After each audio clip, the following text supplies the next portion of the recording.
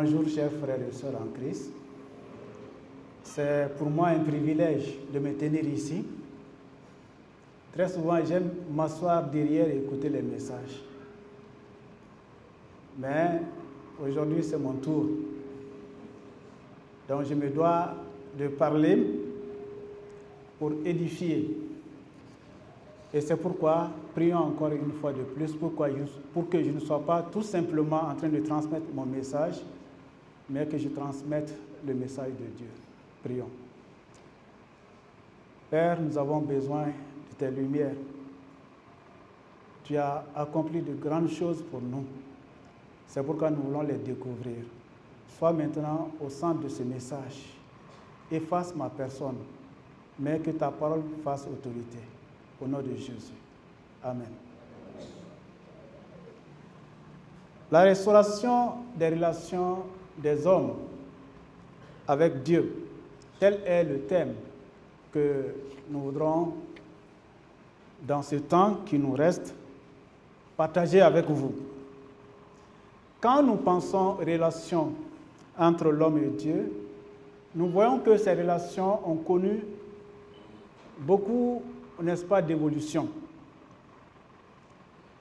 Tout d'abord, à la création, Dieu a mis Adam et Ève dans le jardin d'Éden et il leur a donné une autorité.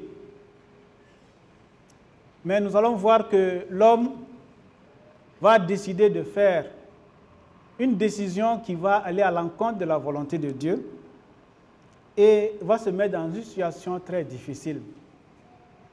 Alors cela pose un dilemme, un problème à Dieu. D'un côté, sa justice voulait qu'il sévisse contre l'homme, et de l'autre côté, son amour voudrait que l'homme soit gracié.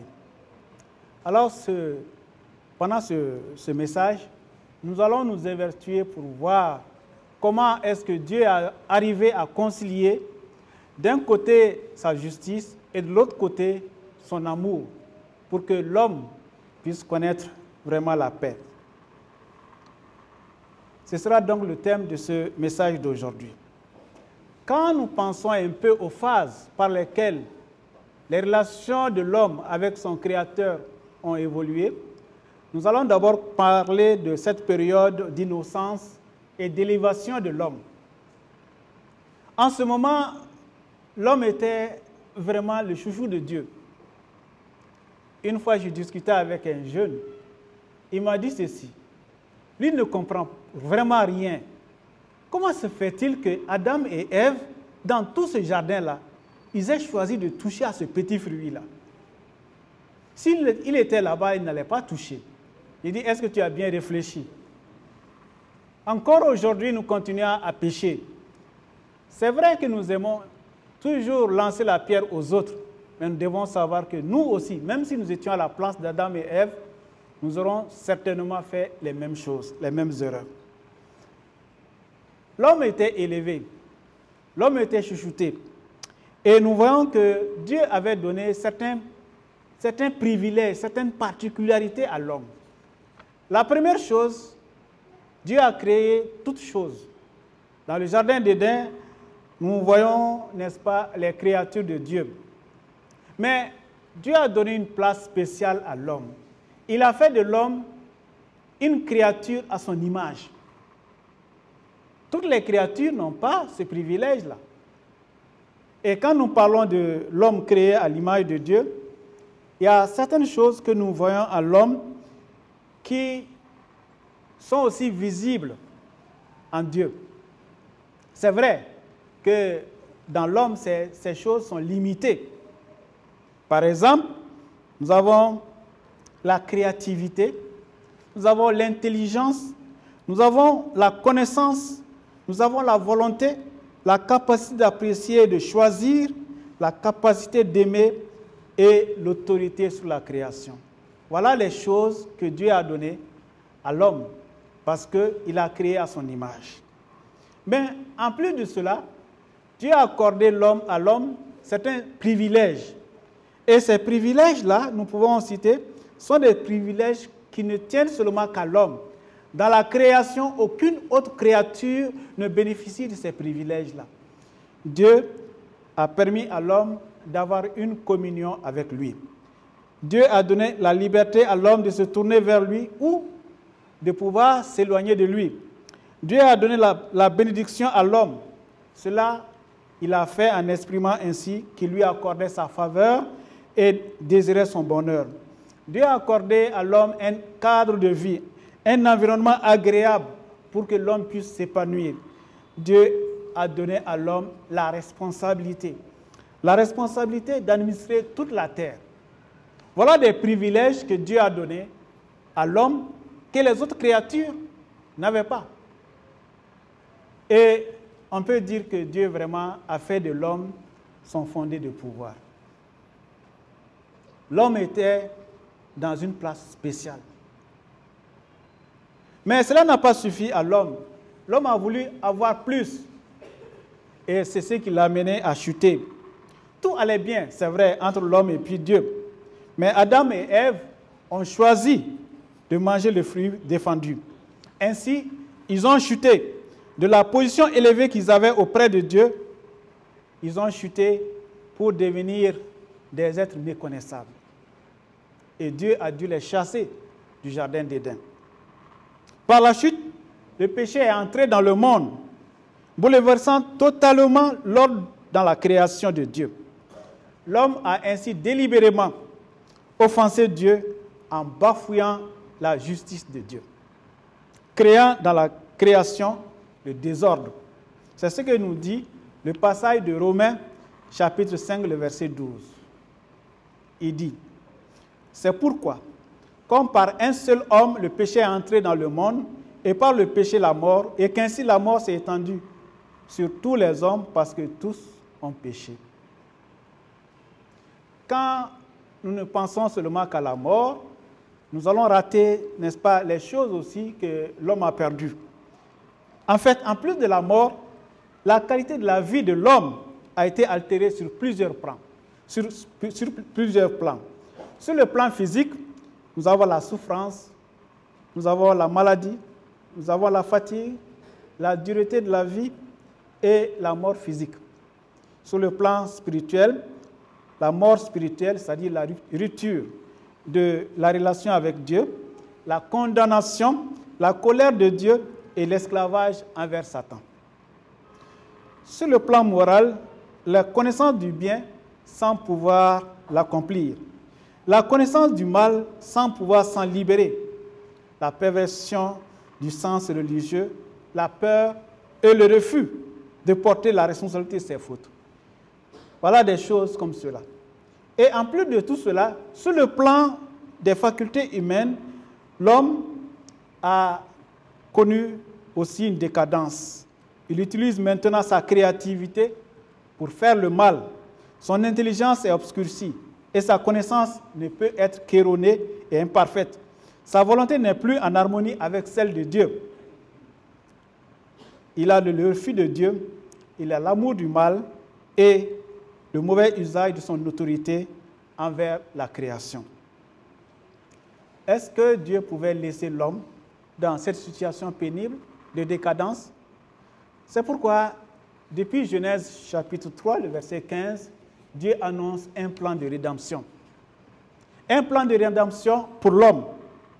Dès la chute de l'homme, Dieu va mettre un plan non seulement pour amener l'homme à lui, mais aussi pour restaurer sa justice bafouée. La Bible dit dans Genèse 3, verset 15, « Je mettrai inimitié entre toi et la femme, entre ta postérité et sa postérité. Celle-ci t'écrasera la tête et tu lui blesseras le talon. » Dans le plan divin du salut, Dieu, lui seul, est le seul qui puisse nous procurer le salut. Nous sommes absolument incapables de nous sauver nous-mêmes à cause de notre péché et ses conséquences.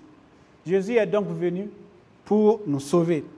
Romains 3, le verset 25 à 26 déclare « C'est lui que Dieu a destiné à être, par son sang, une victime expiatoire pour ceux qui croiraient. Il démontre ainsi sa justice, puisqu'il avait laissé impunis les péchés commis auparavant, à l'époque de sa patience, il la démontre dans le temps présent de manière à être juste, tout en déclarant juste celui qui a la foi en Jésus. Dieu a exécuté son plan. Il a exécuté son plan d'une manière très ordonnée. Premièrement, Dieu est devenu un être humain. Il est venu sur la terre. Deuxièmement, Jésus, parce que c'est de lui qu'il s'agit, qui est devenu homme, a mené une vie sans péché. Troisièmement, il s'est offert en parfait sacrifice à notre place. Quatrièmement, puisque Jésus est Dieu, sa mort était d'une valeur infinie et éternelle. Et le point suivant, la mort de Jésus-Christ sur la croix a payé intégralement la dette de péché du monde entier et restauré ainsi la justice de Dieu. Sa résurrection des morts a démontré que son sacrifice était réellement suffisant et que le salut est à présent disponible. Mes frères et sœurs, la mort de Jésus-Christ n'était pas une scène de théâtre. Beaucoup pensent que non, Dieu n'a rien perdu. Il n'a rien perdu. Il a seulement fait quelque chose pour contenter les hommes. Non, je vous dis que Dieu a perdu beaucoup de choses. Et surtout, il a perdu son Fils unique. Peut-être, vous ne comprenez pas jusqu'où la profondeur de l'acte que Dieu a posé. Mais je vais vous donner une histoire. Peut-être que cela va vous aider à comprendre plus. Il y a un monsieur qui avait un travail. Son travail, c'était de s'occuper d'activer la manette d'un pont qui s'abaissait pour laisser passer un train. Mais s'il n'abaissait pas la manette, le train allait aller dans le gouffre et tuer tous ses passagers. Donc son travail était très important. Alors chaque jour, il exécutait son travail d'une manière très sérieuse. Et un jour, son fils a tenu à l'accompagner. Il dit, papa, aujourd'hui je vais avec toi. Et papa a dit, non, tu restes à la maison. Mais l'enfant a pleuré, intercédé jusqu'à ce que le papa a accepté de l'amener à son lieu de travail. Alors le papa était engagé à, n'est-ce pas, accomplir son travail. Mais l'enfant a commencé à se promener. Et il s'est tellement promené qu'il s'est maintenant rendu compte qu'il était distant de son père. Même la voix de son père ne pouvait plus, n'est-ce pas, l'atteindre. Et c'est en ce moment qu'un train est en train d'apparaître. Et l'enfant s'est retrouvé dans ces engrenages-là du pont. Et il était en train de s'amuser. Le papa veut crier, mais sa voix n'atteint pas son fils. Alors le papa est devant un dilemme. Le train est en train d'avancer. Il y a des dizaines de personnes dans le train. Et son fils est dans l'engrenage. S'il appuie sur la manette, l'engrenage va déchirer son fils.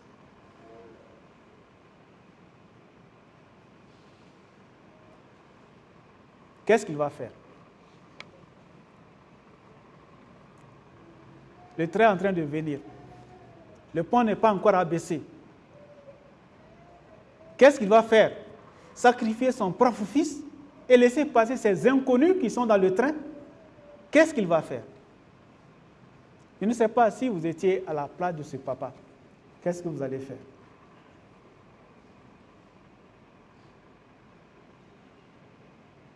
Une décision très difficile. Mais le papa, après 1000 réflexions, a décidé d'abaisser la manette. Et l'enfant a été pris, n'est-ce pas, dans l'engrenage. On ne pouvait même pas voir son corps, parce que l'engrenage a déchiré son corps, en faire une bouillie. Et le pont a été abaissé. Et quand le pont a été abaissé, le train est venu en vitesse, il a passé. Et pendant que le train passait, le papa a regardé dans le train. Il a vu certains qui riaient, qui sautaient de joie. Et s'est dit, qu'est-ce qu'il a fait? Qu'est-ce qu'il a fait? mes chers frères et mes chères sœurs, nous devons comprendre que Dieu a dû faire la même chose. Pour toi et pour moi. Il a accepté de sacrifier son fils. Donc ce n'était pas un amusement, ce n'était pas du théâtre. Il a accepté de perdre la chose qui lui était la plus importante. Il a fait ça par amour. Par amour pour toi, par amour pour moi. Alors, nous devons comprendre que la croix de Christ a été le lieu où Jésus a détruit tout. Tout ce qui nous condamnait, tout ce qui nous oppressait, tout ce qui nous liait, nous asservissait, nous courbait. Le pouvoir du péché, le pouvoir démoniaque, la crainte de la mort elle-même. C'est ce que Dieu a fait pour nous. Dieu ayant fait cela, donc cela voudrait dire que personne, écoutez-moi bien, personne ne va en enfer à cause de ses péchés. Personne ne va en enfer à cause de ses péchés. Parce que Jésus le Fils, il a payé pour tous les hommes, de toutes les générations. Si quelqu'un va en enfer, c'est parce qu'il aura choisi de dire non à cela. C'est pourquoi nous devons comprendre que chaque personne doit accepter personnellement Jésus-Christ comme son Sauveur et son Seigneur. Le salut est aujourd'hui disponible pour tous les hommes sans exception. Que vous soyez arabe, que vous soyez africain, que vous soyez américain, que vous soyez européen. Tous les hommes ont aujourd'hui droit au salut. Personne n'ira en enfer à cause du péché. La justice de Dieu a été satisfaite. Mais on ira en enfer parce qu'on a refusé de croire en Jésus. L'illustration que je vais donner tantôt va vous aider à comprendre la profondeur de ce que je suis en train de dire. En 1830, cette histoire, je la prends dans les annales de la justice américaine. En 1830, un homme nommé George Wilson fut reconnu coupable de vol et de meurtre par la Cour de justice de Philadelphie aux États-Unis. Il fut condamné pour être pendu. Le président des États-Unis d'alors, Andrew Jackson, lui accorda la grâce présidentielle. Mais ce qui est étonnant, c'est que George Wilson refusa la grâce. Il refusa la grâce présidentielle. Il insista particulièrement auprès du tribunal pour qu'il n'y ait pas de pardon, car il refusait la grâce présidentielle. La question fut soumise à la Cour suprême et le juge John Marshall trancha par la décision suivante. Une grâce présidentielle est un papier dont la valeur dépend de la personne mise en cause. Il est aussi supposé qu'un condamné à mort peut librement refuser la grâce présidentielle. Cependant, s'il la refusait, il n'y a donc plus de pardon et la sentence devient obligatoirement exécutoire de ce fait. Wilson fut pendu haut et court, non pas à cause de ses actes, mais pour avoir refusé la grâce présidentielle. Quels que soient les arguments et les objections de Wilson, valables ou pas, il n'a pu échapper à la mort. Il avait méprisé la grâce présidentielle. Et qu'en serait-il pour quelqu'un qui mépriserait la grâce divine? Si Wilson a perdu sa vie, qu'en serait-il de celui qui mépriserait la grâce de Dieu? Cela est valable aussi pour tous les hommes. La question n'est pas « avez-vous péché ?» mais la question demeure « avez-vous accepté la grâce de Dieu en Jésus-Christ pour le pardon de vos péchés ?» Quelle est votre réponse? Devant la gravité de la décision, la Bible déclare dans Hébreux 2, verset 2, « Car si la parole annoncée par des anges a eu son effet, et si toute transgression et toute désobéissance a reçu une juste rétribution, comment échapperons-nous en négligeant un si grand salut? Comment échapperons-nous en négligeant un si grand salut. L'amour et la justice de Dieu ont été satisfaits dans la mort de Jésus à notre place. Il nous revient d'accepter cette grâce de Dieu. Le brigand repenti a su profiter à la dernière minute de la grâce de Dieu. Et Jésus lui a dit, dans Luc 23, verset 43, « Je te le dis en vérité, aujourd'hui même, tu seras avec moi dans le paradis. » Si vous choisissez de mépriser la grâce de Dieu, alors, point de salut pour vous. Cela ne mettra pas en cause l'amour et la justice de Dieu. Mais si vous l'acceptez dès à présent, vous pourrez, à l'instar du brigand repenti sur la croix, être assuré de votre entrée dans le paradis de Dieu. Quelle est votre réponse devant la grâce de Dieu? L'acceptez-vous ou la refusez-vous? Souvent, on accuse les évangélistes d'évangéliser même dans l'Église. Mais nous nous disons qu'il y a des gens qui peuvent être dans l'Église sans avoir entendu l'Évangile. C'est notre devoir d'annoncer l'Évangile. Alors, quelle est votre réponse? Si jusque-là, depuis que vous venez à l'Église, vous n'avez pas pris une décision personnelle pour accepter Jésus. Jésus a dit, dans Apocalypse 3, le verset 20, « Voici, je me tiens à la porte et je frappe. Si quelqu'un entend ma voix et ouvre la porte, j'entrerai chez lui, je souperai avec lui et lui avec moi. » Avez-vous, depuis que vous êtes dans cette église, avez-vous décidé d'accepter Jésus-Christ comme votre Sauveur et Seigneur? Si vous ne l'avez pas fait, comprenez que vous êtes en train de mépriser le don, la grâce divine. Et Dieu n'a pas une autre solution pour vous.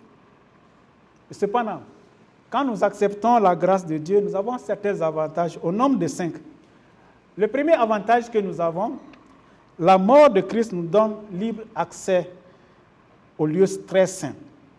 Dans l'Ancien Testament, il était coutume que le souverain sacrificateur entre une fois par an au lieu très saint pour offrir l'holocauste pour l'expiation du péché du peuple. Jésus-Christ, le plus grand souverain sacrificateur, par sa mort, a inversé l'ordre des choses.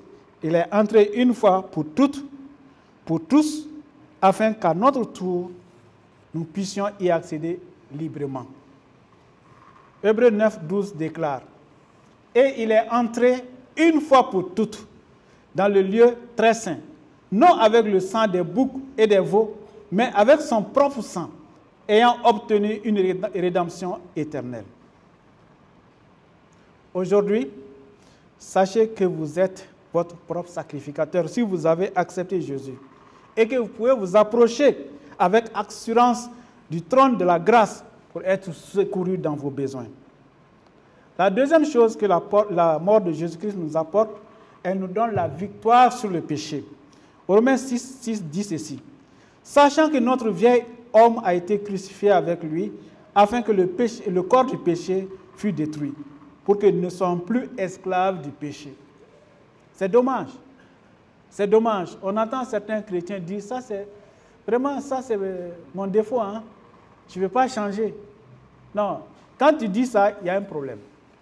Soit tu n'es pas enfant de Dieu et tu es entré par le mur, soit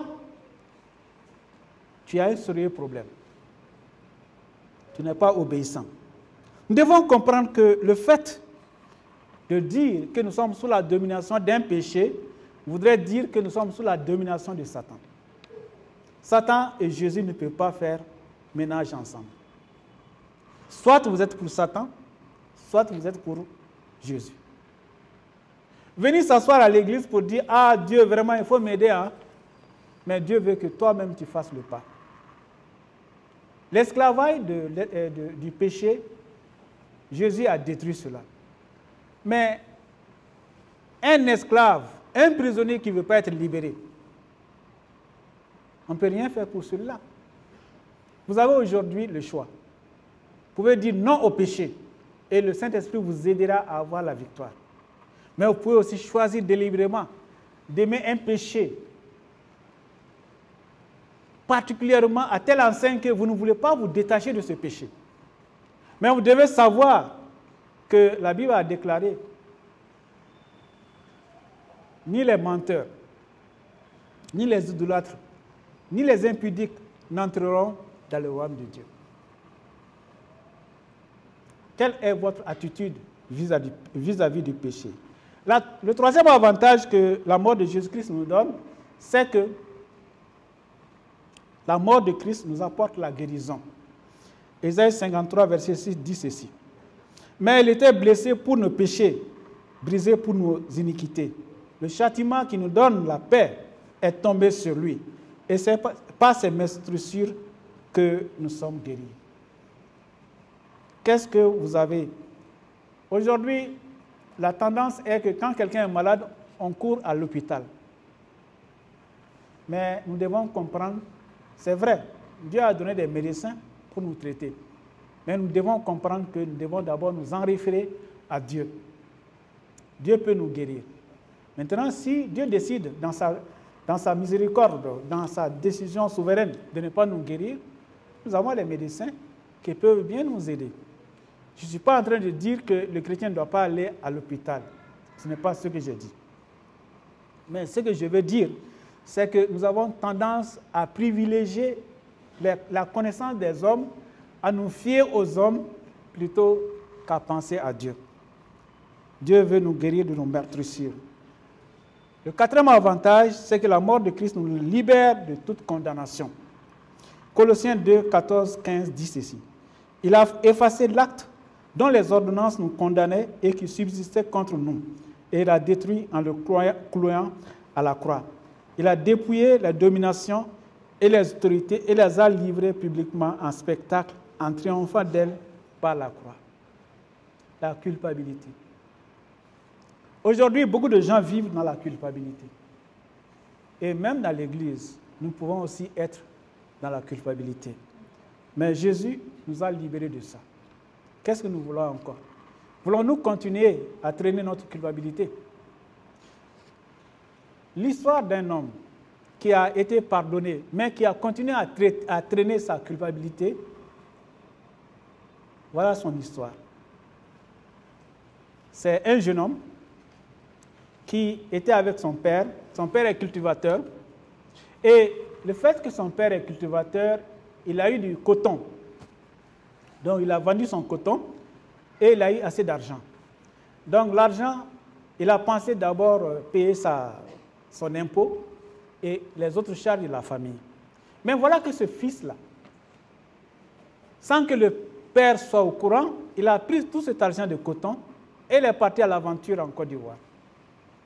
Il est parti gaspiller tout. Pendant des années, il ne vient pas, ne sachant que faire. Les impôts, il doit payer les impôts. Il doit s'occuper des charges de la famille. Et vraiment, l'année a été très, très pénible pour le papa. Mais Dieu lui a fait grâce. Il a pu s'en tirer. Et voilà que quelques années après, le père et le fils reviennent. Il revient avec plein de culpabilité. Il vient d'abord demander pardon à son papa. Le papa dit, non, vas-y, mon fils, je t'ai pardonné. Tu es mon fils. Je t'ai pardonné. Reviens à la maison. Mais le fils n'était pas satisfait. Il est parti voir l'ami du papa. Dis à mon papa de me pardonner. Parce que j'ai fait là, c'est très grave. Hein? L'ami est parti voir le papa. Le papa dit, va dire à mon fils que je l'ai pardonné. Lui, je lui ai même dit ça. Alors, le fils n'était pas encore satisfait. Il est parti voir le chef du village. Il dit que celui-là a une voix d'autorité. Chef du village, va voir mon papa. Vraiment, ce que je lui ai fait, c'est terrible. Il faut demander pardon de ma part. Alors, le chef du village est parti demander pardon et il est venu donner la réponse. Ton père t'a pardonné. Il a répété qu'il t'a pardonné. Ça fait plusieurs fois qu'il répète qu'il t'a pardonné. Il faut accepter le pardon de ton papa. Va vers ton papa. Mais l'histoire ne finit pas comme ça. L'histoire finit très tristement. Le matin, très tôt, des femmes qui étaient parties chercher des noix de karité sont parties trouver que ce jeune homme-là s'était pendu haut et court. Parce qu'il n'a pas cru au pardon de son papa. Où en êtes-vous avec votre culpabilité? Il y a certaines choses peut-être que vous avez faites Vous croyez que non, ça là quand même Dieu ne peut pas pardonner. Mais comprenez que notre Dieu est un Dieu d'amour. Il est prêt à pardonner, mais il veut que nous cessons de nous amuser avec le péché. Quel est le point de culpabilité que tu as dans ta vie? Dieu pardonne. Accepte le pardon de Dieu et avance. Le dernier élément, c'est que la mort de Christ nous donne droit à une vie abondante, la vie éternelle. Colossiens 1, 21 à 22 dit, « Et vous, qui étiez autrefois étrangers et ennemis, par vos pensées et par vos mauvaises œuvres, il vous a maintenant réconciliés par sa mort dans le corps de sa chair, pour faire paraître devant lui saint, irrépréhensible et sans reproche. » Voilà ce que Jésus a fait. Jésus n'est pas venu pour une promenade de santé sur la terre. Il est venu pour accomplir une mission. Une mission qui a coûté au Père la mort de son Fils. Mais une mission qui a coûté aussi à Jésus sa propre mort. Frères et sœurs, qu'est-ce que tu fais de la mort de Jésus-Christ? Est-ce que tu as pris la mort de Jésus-Christ au sérieux? Si tu as été sauvé, alors tu ne peux plus t'amuser. Parce que si tu dis que tu as été sauvé et tu sais ce que Dieu a dû accepter comme sacrifice pour que toi tu sois sauvé, tu ne peux plus t'amuser. Alors, marchons en vérité, marchons main à main avec le Seigneur. Alors, je termine par ces 3 questions. Mon frère, ma soeur, où en êtes-vous? Avez-vous accepté Jésus-Christ comme votre Sauveur et Seigneur?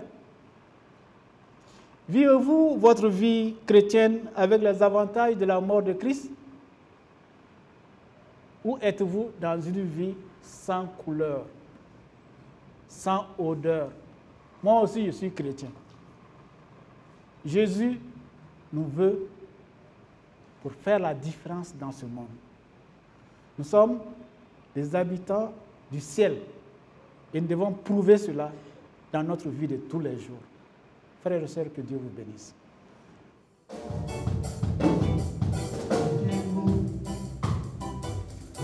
Le péché sur le du Christ, renoncer la sentence de la mort. Mais qu'avait-il fait, innocente victime?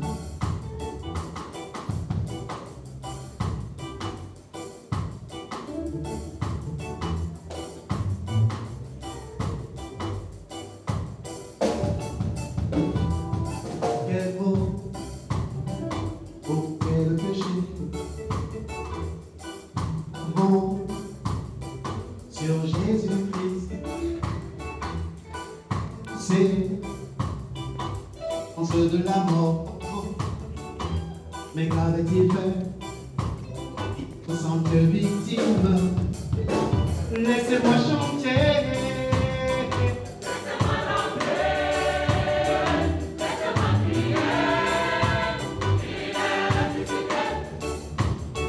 Laissez-moi chanter. Laissez-moi danser. Laissez-moi crier.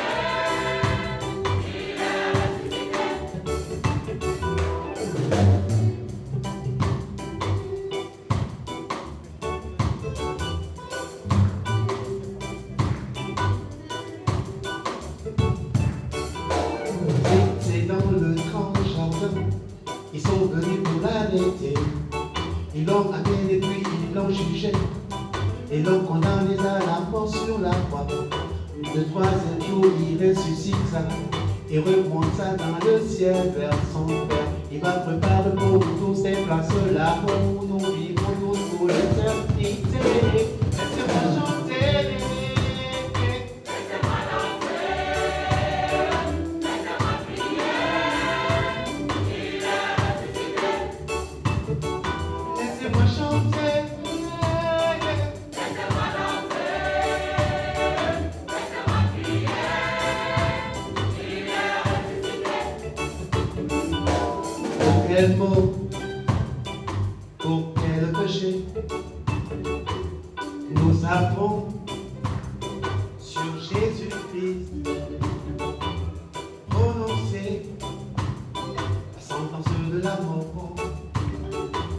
Mais qu'avait-il fait, innocente victime?